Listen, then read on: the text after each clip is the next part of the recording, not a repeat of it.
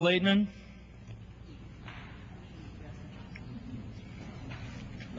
Without objection. Thank you, Mr. Speaker. I rise in support of the people of Honduras. I rise in support of Honduran democratic institutions and legal authorities who refuse to be coerced and to ignoring their constitution and the rule of law, and who refuse to have their future as a democratic nation and democratic society hijacked. For months prior to June 28th, Manuel Zelaya had engaged in a systematic campaign to subvert the Honduran Constitution in order to strengthen and extend his own rule.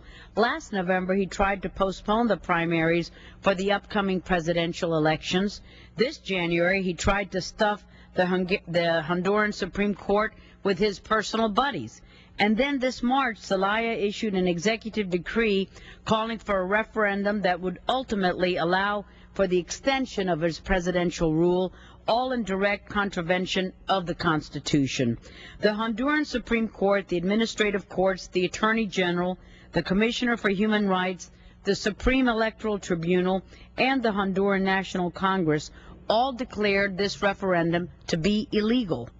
But that did not stop him. In fact, following the decision of the Organization of American States to open its doors to the Castro regime, Zelaya probably felt empowered, if not destined, to follow the tyrannical ways of the Castro brothers.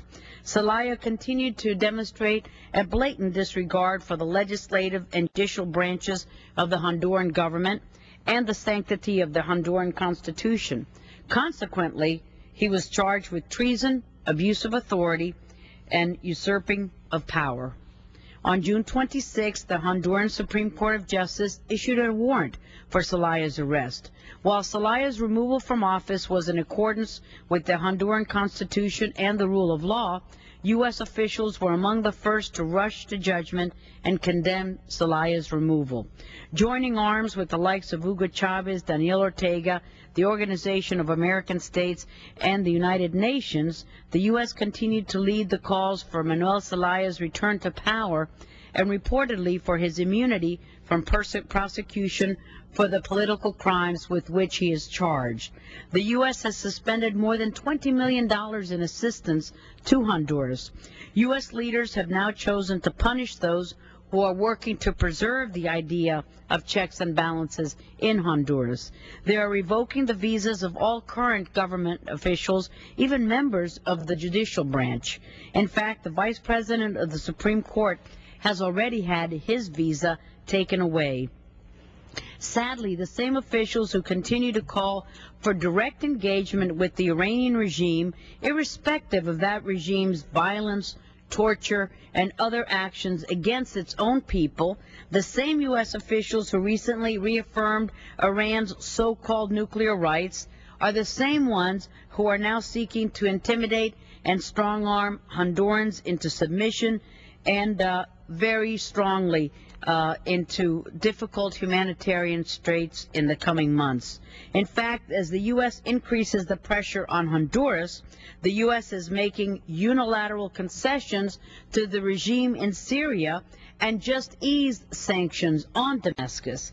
This just days after the State Department submitted to Congress a report stating that Syria continues to pursue advanced missiles and chemical, biological, and nuclear weapons capabilities, and continues to sponsor violent Islamic extremist groups like Hezbollah and Hamas.